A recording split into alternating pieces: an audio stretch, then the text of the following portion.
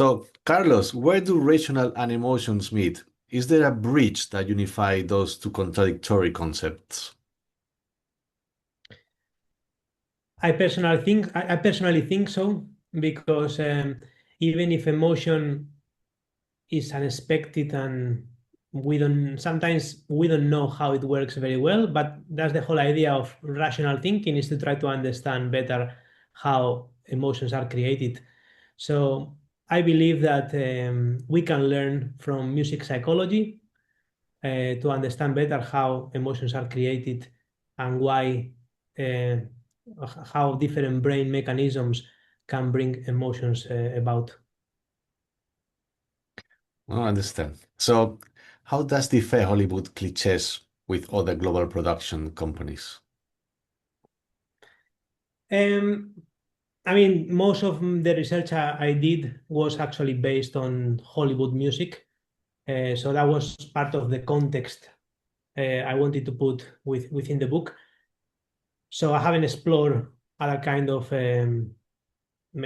styles in film, but I would say that a lot of the principles. So when we look at these principles to write music that is emotional, we tend to classify them between cultural and universal. And a lot of the principles that are universal should apply in all cases. Because, for example, as we were saying, some of the evolutionary principles are going to be true in all kind of music.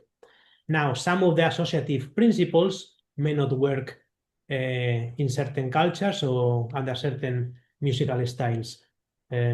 So, yeah, I think principles are quite broad and some of them can be applied across different musical styles. Thank you, Carlos.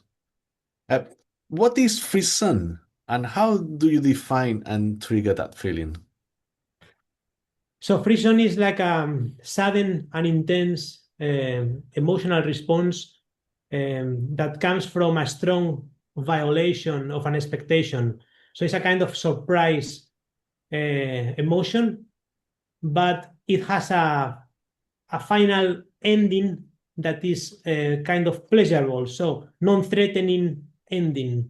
And because it's non-threatening ending basically creates like a pleasurable feeling. And then this kind of emotion also translates into physiological changes such as goosebumps and tingly sensations.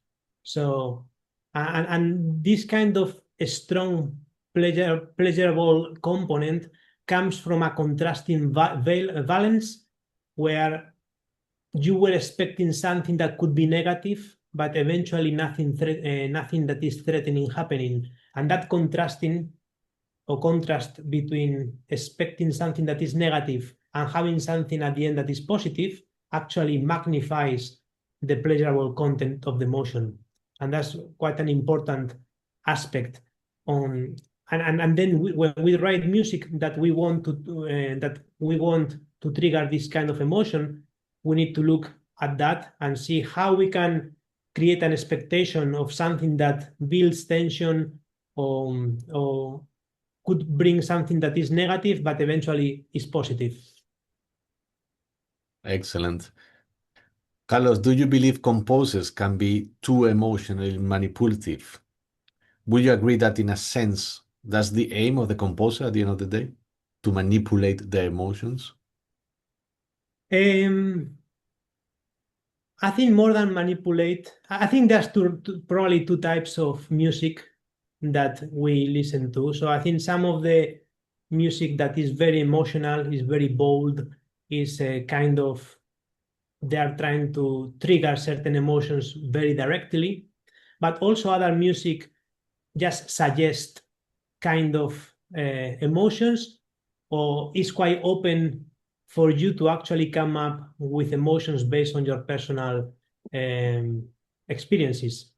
So yeah, I think there is one type of music where the composer can be, I think, a bit more targeting specific emotions, that is a bit more manipulative maybe.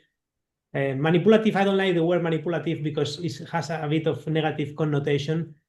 But obviously, when we write music, we are trying to express the emotions we want to tell in the story. At the end of the day, that's what we are trying to do.